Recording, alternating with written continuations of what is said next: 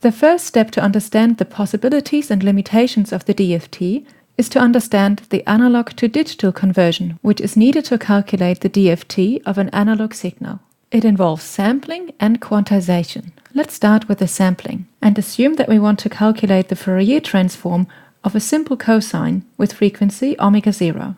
Solving the CTFT by hand for this signal, we know that its Fourier transform is two direct deltas, one situated at omega equals plus omega 0 and one at omega equals minus omega 0.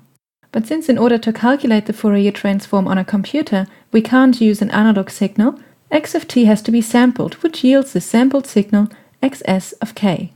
This is achieved by multiplying the continuous time signal x of t with the ideal impulse strain s of t, that is, an infinite amount of impulses of height 1 and ts seconds apart.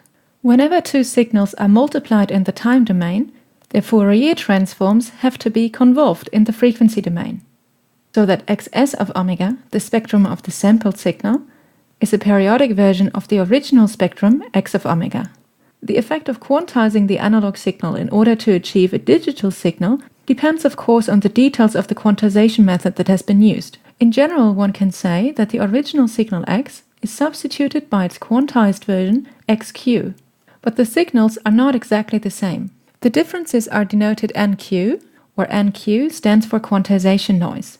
This quantization noise will lead to some distortions in the Fourier transform later on, but its effect is usually very small, and we will neglect it here to simplify our analysis.